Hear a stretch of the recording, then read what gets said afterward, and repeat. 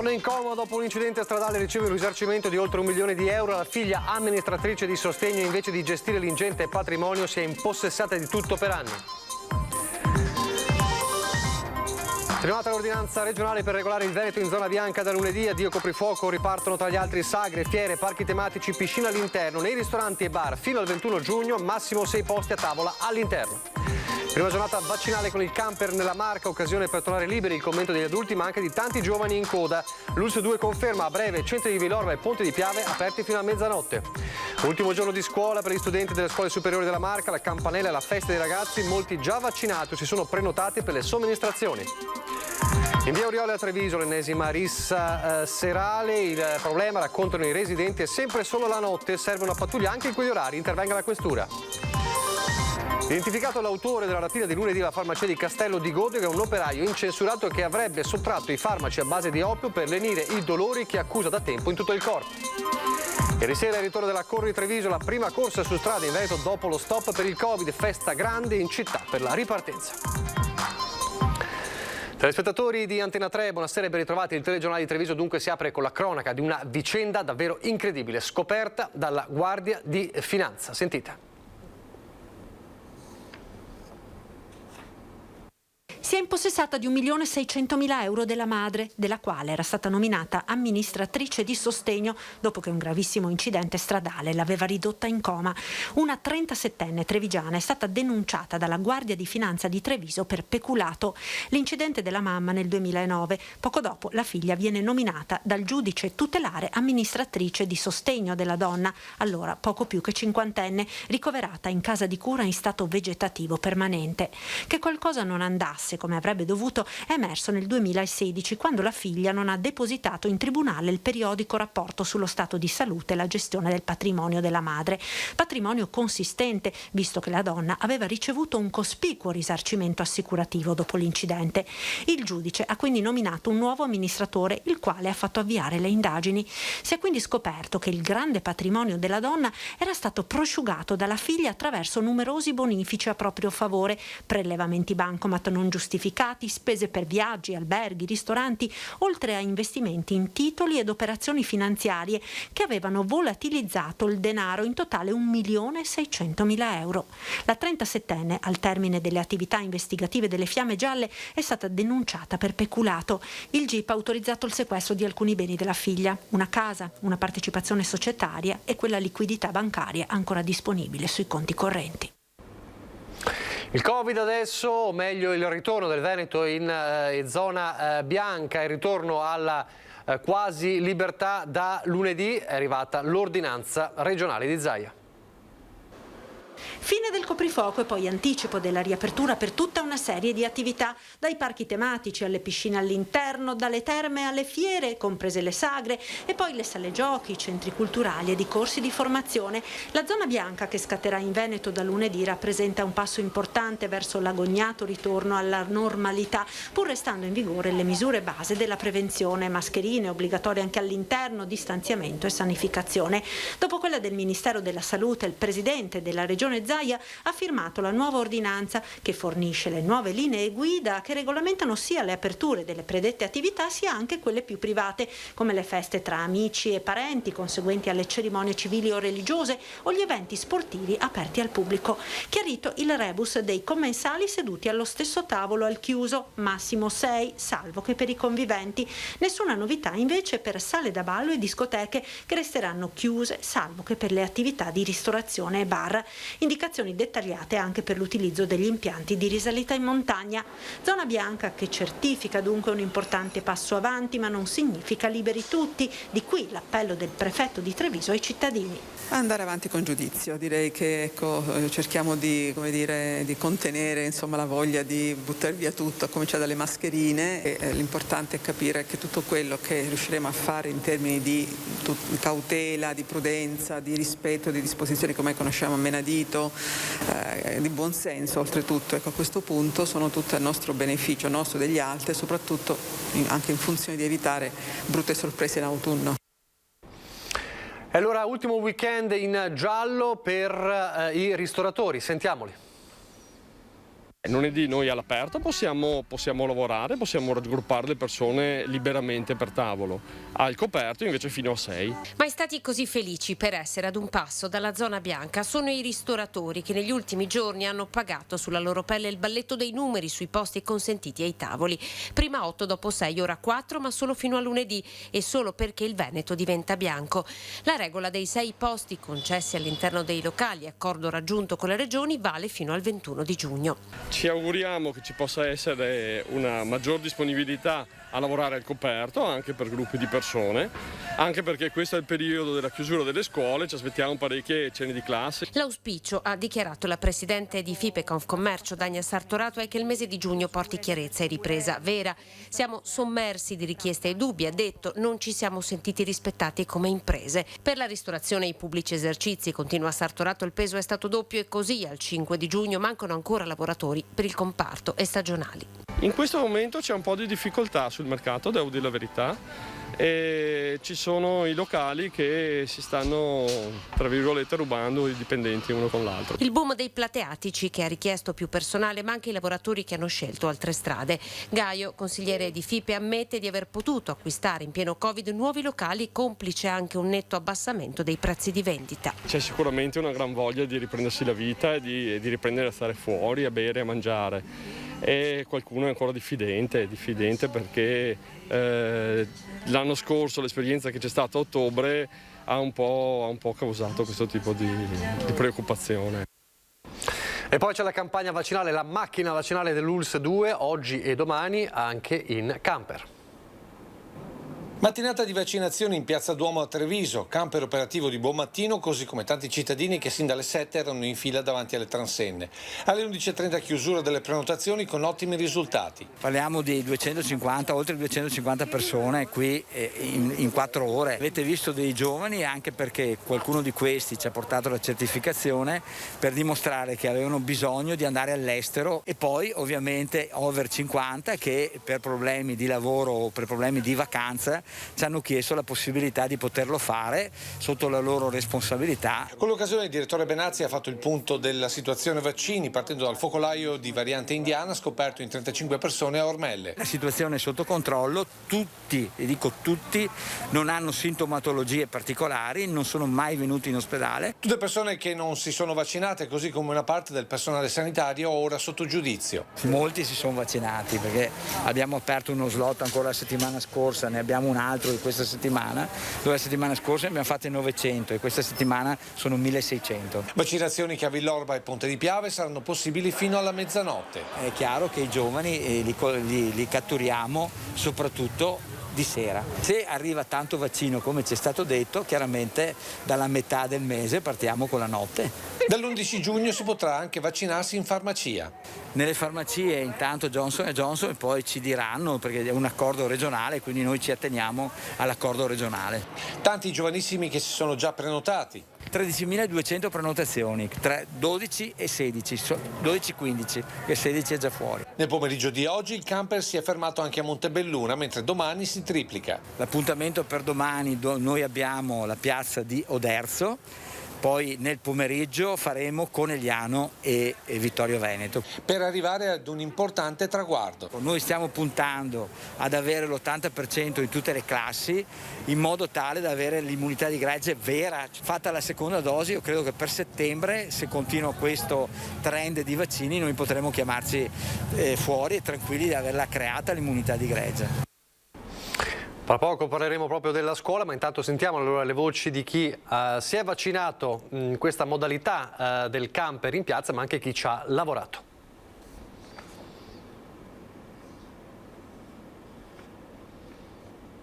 Stamattina molto presto c'è stata una grande affluenza, adesso un po' alla volta le persone stanno comunque raggiungendo il luogo per farsi vaccinare. Sì. Ma è vero che fa da promoter? Io sono qui e se posso chiamare più persone possibili perché è giusto vaccinarsi. Chi è venuto qui è quella gente che abbiamo l'ASL ha intercettato nel momento di confusione della famosa AstraZeneca sì e no. Perciò diciamo adesso sono stati invogliati e sicuramente si stanno vaccinando. Perché sei venuto a vaccinarti qua adesso? Perché è un'occasione, bisognava sfruttarla. Quanti anni? 28. 28. Sentite, ma perché siete venuti qui a vaccinarvi e non siete andati a Villorba? Perché... Vai. Abbiamo prenotato per Villorba, c'era l'occasione di farlo prima e abbiamo approfittato. Ho avuto già il Covid, sai, la paura è tanta, mio marito è stato intubato e ho paura sempre di riprenderlo. Quanti anni? 18. Voi siete qui perché siete i primi maturandi che si vengono a vaccinare? Sì, esatto. Perché lo fate? Lo faccio sia per me che per gli altri in realtà. È necessario per me e per gli altri, sia per andare in giro, anche per una questione di sicurezza. Era un po' agitata, eh? Sì, perché fa sempre un certo che. Adesso come si sente? Bene, superato. Tu fai il Mazzotti, oggi, finita scuola, cosa hai fatto la prima cosa? Ho saputo che facevano i vaccini e sono corsa qua a venirmi a fare il vaccino. Ma lo fai perché così puoi andare in giro o lo fai perché è meglio vaccinarsi? È meglio vaccinarsi e poi si ha più libertà. Aveva paura? No, ci dobbiamo fidare della scienza. Ecco, adesso attende un quarto d'ora che poi le portiamo il certificato vaccinale che le dura tutto l'anno. Andata? Andata. Pronta per le vacanze? Sì, prontissimo. Adesso dove vai in vacanza? Una settimana a Napoli e a Roma. Buon viaggio. Grazie mille. Allora, alcuni dati li aveva già forniti il direttore Benazzi, i dati sulle vaccinazioni dei giovani dal 3 giugno, da quando sono aperte le vaccinazioni dei giovani dai 12 anni in su, a livello regionale sono di 375.793 persone appunto che si sono prenotate dopo il boom della prima giornata. Ad accedere al portale sono stati soprattutto gli under 20 e i trentenni, quindi è stato un vero e proprio boom di giovanissimi che Zaia ha definito, il governatore Zaia, commentando con soddisfazione questi numeri, gli outsider del Covid. Fra questi giovanissimi ci sono anche ragazzi che oggi hanno vissuto anche l'ultimo giorno di scuola. Finita la quinta! Felici! Sì, ce l'abbiamo fatta, adesso affrontiamo la maturità. Forza ragazzi! Siamo felici, la liberazione! Mamma mia! Cioè, mi sembra impossibile! L'entusiasmo evidentemente più grande, al limite dell'euforia, è stato quello dei ragazzi di quinta al liceo Canova di Treviso. L'ultima campanella suona alle 9:50 e da lì è un liberi tutti. Tutti fuori tra canti, balli, fotografie di gruppo e anche qualche sorso di vino. Si brinda! Finalmente è finita! E ci è voluto più di un'ora perché gli studenti lasciassero la scuola per andare chi a casa, chi a bere qualcosa per festeggiare, chi sulle immancabili mura. La maggior parte dei ragazzi ha voluto godersi fino all'ultimo questo momento. Un entusiasmo che a tratti ha rischiato di andare sopra le righe. La polizia locale di Treviso, per prevenire che accadesse questo, ha organizzato uno specifico intervento con una pattuglia dedicata. Nessuna multa, ma controllo delle targhe.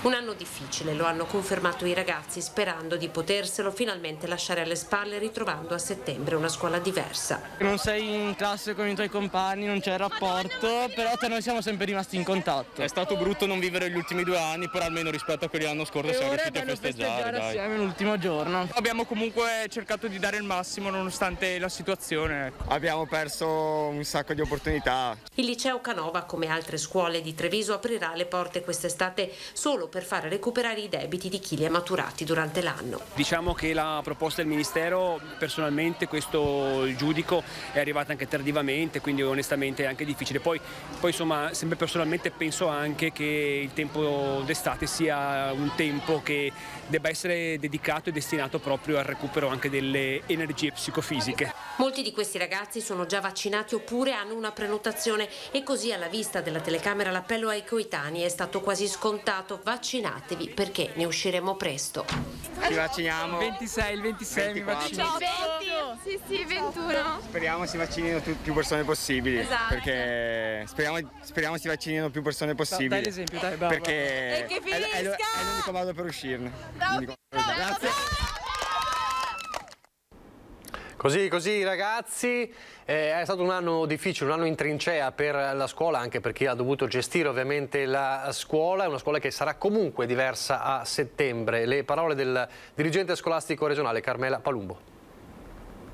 Io sono molto fiduciosa soprattutto nelle possibilità che metteremo in campo anche dall'inizio di settembre, già con le attività del piano estate e con le attività di recupero e poi con tutta la didattica del prossimo anno, che potrà essere anche una didattica più arricchita proprio dall'esperienza anche dell'uso delle tecnologie. Schermo, tastiere e connessione sono stati per 2 anni l'ancora di salvezza della scuola in pieno Covid, ma la ripartenza, ne è convinta la dirigente dell'ufficio scolastico regionale del Veneto, deve avere un tutt'altro sapore. La scuola, che finisce con oggi da calendario, sta già gettando le basi per settembre con l'intenzione di ritoccare la didattica tradizionale usando le buone pratiche della didattica da remoto. Per gli insegnanti è stato anche un anno di riflessione, di prova sul campo delle metodologie didattiche e quindi la scuola non potrà che uscirne arricchita.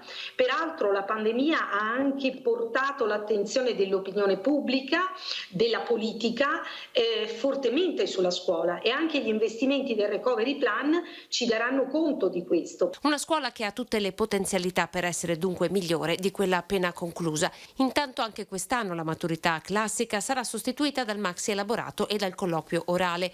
La commissione sarà interna, gli orali inizieranno il 16 di giugno. C'è un'inversione del valore dei punteggi perché fatto 100 il punteggio massimo e 60 sarà il punteggio attribuito al credito scolastico, quindi al profitto che gli studenti hanno maturato negli ultimi 3 anni, e 40 punti massimi saranno attribuiti al colloquio.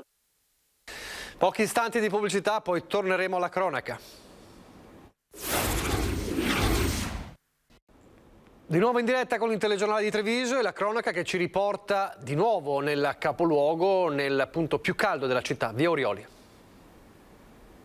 È sempre stata la zona vicino alla stazione, quindi c'è sempre stato da stare un po' attenti in realtà. Chi è nato e cresciuto nel quadrante di via Orioli, via Roma, piazzetta Giustiniani, in fondo sa che la vicinanza con la stazione rende la zona tale e quale a quella di molte altre città. Alcune cose però, e lo conferma la mamma di questa donna, sono cambiate e volenti o nolente stanno abbassando la qualità della vita di chi vive qui. Ai giardinetti si andava tranquilli e sicuri perché c'era un guardiano che si chiamava Vittorio, che i bambini non dovevano andare nell'erba, dovevano giocare solo dove era lo sterrato e c'erano nonne, mamme, bambini, lui sistemava tutto. Adesso a mezzogiorno chiudono il cancello, non si può più entrare. Dal guardiano ai negozi, che ora sono prevalentemente multietnici. Tempo fa è scoppiato un incendio, ci raccontano, perché in uno dei negozi di abbigliamento all'interno si cucinava e poi il consumo di alcol è molto elevato. Comprano tanti alcolici, ad esempio, vedo che avete molti alcolici. Persone di colore comprano tanti.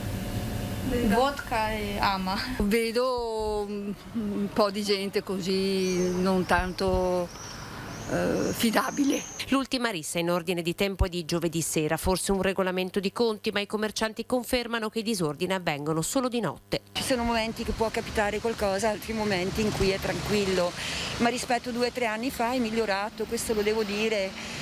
Anche perché la forza dell'ordine è stata molto più presente. Il coprifuoco che salterà da lunedì potrebbe inesprire ancora di più una situazione che, come pare, è ancora critica. Il sindaco ha allo studio alcune misure che potrebbero cambiare il volto della zona, ma per la notte servirà una task force che coinvolga anche la polizia. A Castello di Godego qualche giorno fa la rapina in una farmacia appunto del paese. I carabinieri hanno identificato l'autore che ha giustificato il suo operato in modo davvero particolare. Si è dimostrato sinceramente dispiaciuto, però ha addotto di essere stato costretto da una questione di ordine fisico che gli provocava fra l'altro anche dei disagi a livello muscolare a far fronte con questi farmaci oppiacei che gli alleviavano un po' il dolore. Malvivente a suo udire per necessità il 48enne operaio di Castello di Godego che lunedì scorso ha deciso di rapinare la farmacia Monti di via Marconi a 2 passi dal municipio del paese. Incensurato e quasi sicuramente non tossicodipendente, i farmaci a base di oppio del valore di circa 200 euro gli servivano per calmare i dolori. dolori. Farmaci che evidentemente il suo medico di base non poteva prescrivergli o che forse per timore di affrontare domande scomode e cure invasive avrebbe deciso di non chiedere all'ospedale. Così il 31 maggio ha deciso di agire. Ha fatto accesso all'interno della farmacia e sotto la minaccia di un coltello, con il viso parzialmente travisato da una mascherina, si è fatto consegnare una decina di confezioni di farmaci oppiacei. Inevitabile però il passaggio davanti alle telecamere di videosorveglianza e di conseguenza l'identificazione, visto che il volto era solo parzialmente coperto da una mascherina. Devono essere stati dolori davvero insopportabili, considerando le conseguenze che ora dovrà affrontare. Lui è stato deferito in stato di libertà, la sua posizione al vaglio dell'autorità giudiziaria in ordine ai reati di rapina aggravata e porto di oggetti atti ad offendere. A proposito dei carabinieri, anche a Treviso l'Arma ha festeggiato i 207 anni dalla fondazione.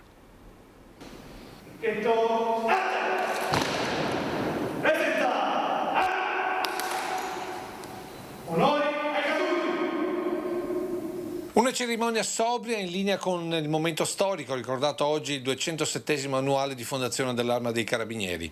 Una corona d'alloro sotto la targa in onore del tenente medaglia d'argento valor militare Luigi Giarnieri, a cui è intitolato il comando di Palazzo Zuccarella di via Cornarotta. Deposizione da parte del comandante provinciale, colonnello Gianfilippo Magro, con il prefetto di Treviso Maria Rosaria Laganà, che ha avuto parole d'elogio per l'attività capillare delle 41 stazioni dell'Arma, in particolare durante quest'anno e mezzo di contagio.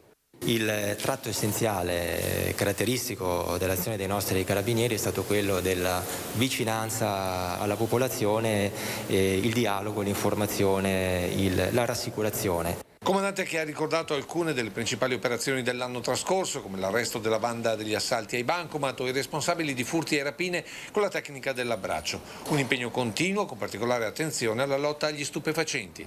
Un punto a cui teniamo molto è il contrasto e la lotta agli stupefacenti che viene svolta dai nostri reparti per eliminare quelle piazze di spaccio che purtroppo sono presenti sul nostro territorio, questo a tutela della salute delle nostre nuove generazioni dalle droghe.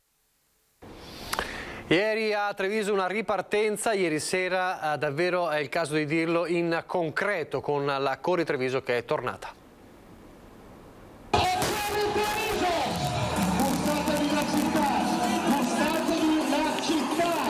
Ore 20:30, Piazza Duomo, via al primo gruppo dei 650 partecipanti alla Corri Treviso e la città si presenta nella sua veste migliore per la prima manifestazione su strada in Veneto dopo il lungo stop, quasi 500 giorni, imposto dalla pandemia. In gara anche due sindaci della Marca, Paolo Galeano di Preganziol e Mario Conte, a fare gli onori di casa.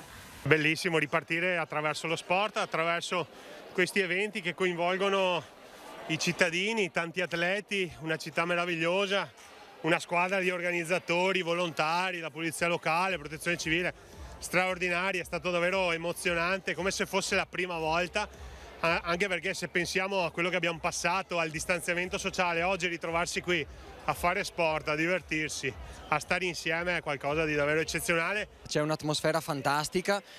Devo fare tantissimi complimenti all'organizzazione che si è fatta trovare pronta appena era possibile riorganizzare questo tipo di eventi. Insomma, un vero spettacolo, davvero un vero spettacolo. Percorso cittadino, 2,6 km da percorrere per 4 volte attraverso alcuni degli angoli più suggestivi della città. 31esima edizione organizzata a tempo di record. È stata una cosa impensabile perché in 35 giorni siamo riusciti a mettere in piedi una cosa del genere. Grazie all'aiuto di tutti. Sul gradino più alto del podio il trevigiano Paolo Zanatta per gli uomini e la padovana Laura Dalla Montà per le donne. Questo è quello che è il segnale di ripresa e la voglia di vincere per la terza volta e fare il triplet era tantissima. Era la mia prima corsa su strada dopo il Covid, insomma, è bello perché effettivamente io gli allenamenti, quelli un po' più difficili e più lunghi, li faccio qua nelle corse su strada e mi mancava un po' avere un po' di adrenalina e altre persone con cui correre, ecco, quindi molto bello. Domani invece un appuntamento ambientale importante perché ci sarà una pulizia straordinaria del Piave.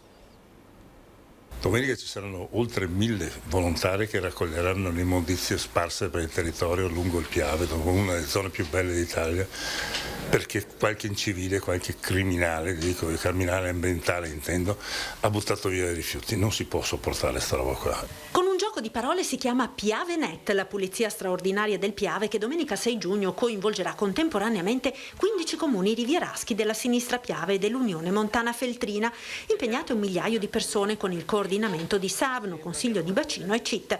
È la prima grande operazione di pulizia del fiume sacro alla patria dopo decenni per raccogliere le montagne di immondizia abbandonate da incivili. Era il 1987, venne impegnato anche l'esercito. Purtroppo l'attività degli ecovandali non è cessata. Dove ci sono i posti più nascosti, più occulti, li troviamo sempre un sacco, proprio delle vere discariche.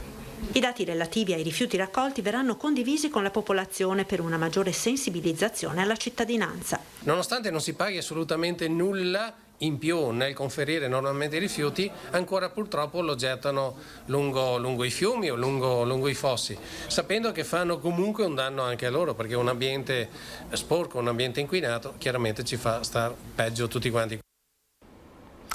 Un appuntamento, un compleanno che unisce 2 comuni, unisce i comuni di Rio San Martino di Scorzè e quello di Zero Branco. È il compleanno di Clelia Pesce, nonna Clelia Pesce, che ha compiuto 100 anni ieri e domani festeggerà questo traguardo con l'intero paese a Rio San Martino di Scorzè.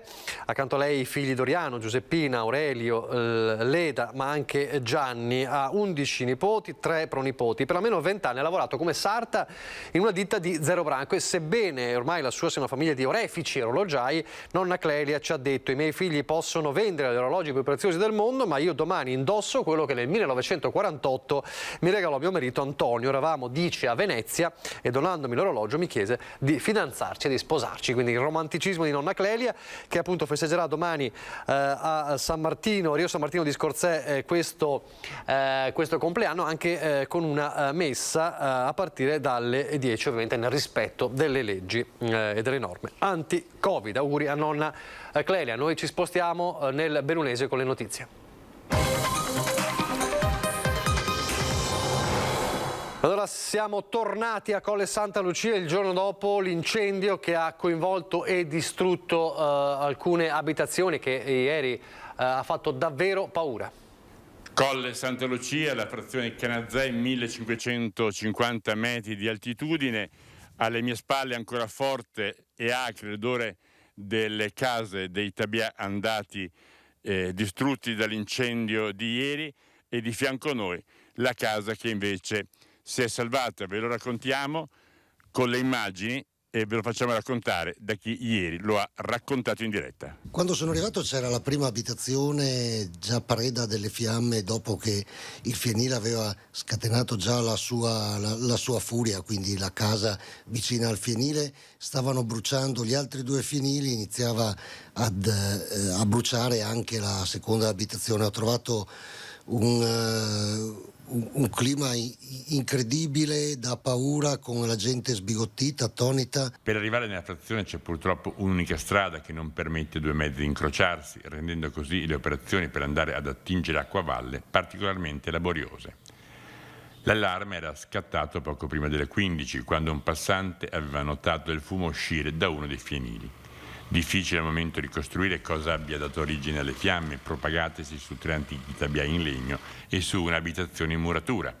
Salvato per fortuna un quinto edificio per il quale si era temuto il peggio. C'era un calore immenso, c'erano delle fiamme molto alte e c'erano le braci che volavano ovunque. Anche mentre facevo le riprese ho visto parecchio materiale scendere a terra e dare fuoco all'erba, per esempio, circostante. Il prato è stato tutto bruciato. La fortuna maggiore comunque è che non ci siano state persone coinvolte nel rogo, fatta eccezione per un 70enne che ha dovuto ricorrere alle cure dei sanitari per delle ustioni alle braccia che si è procurato nel tentativo di mettere in salvo un mezzo agricolo ricoverato in un'unità via andata in fiamme. Toccherà ora ai carabinieri presenti sul luogo anche oggi e ai tecnici dei vigili del fuoco analizzare le cause del disastro. Parco di Villa Clizia a Mussoi era stato distrutto dalla tempesta Vaia, ora è rinato grazie anche all'Unione Montana. Dopo il passaggio della tempesta Vaia di fine ottobre 2018, anche il parco Villa Clizia di Mussoi aveva piante schiantate, nonché sentieri, stradine, muretti a secco e soprattutto l'ingresso di via Travazzoi fortemente dissestati, tanto da renderne necessaria la chiusura. Ora è stata completata la sistemazione e messa in sicurezza grazie alla passione con cui ci si è dedicato il Solar Optimist Club Belluno Feltre, facendo appello al Solar Optimist International e ottenendone un finanziamento di 16.500 euro. Villa Clizia è un parco comunale che a seguito del tempesta Vaia ha subito parecchi danni. Il Solar Optimist International d'Italia ha un fondo calamità proprio per salvaguardare il territorio. È nata così una proficua collaborazione tra il Solar Optimist, il Comune di Belluno e l'Unione Montana Belluno Ponte, grazie alla quale sono stati piantumati ippocastani, ginkgo biloba, cedi dell'Himalaya e platani. Durante l'inaugurazione sono anche state messe a dimora alcune piante mellifere in onore al progetto Oasi delle Api Saving Bees, attuato per il centenario di fondazione del Solar Optimist International con la finalità di salvaguardare la sopravvivenza di questi insetti, tanto piccoli quanto indispensabili e oggi in preoccupante diminuzione. Il Solar Optimist Club Belluno Feltre ha aderito al progetto nazionale per il centenario del Solar Optimist International per salvaguardare le api. Ed è tutto per questa edizione, vi lascio al meteo, arrivederci.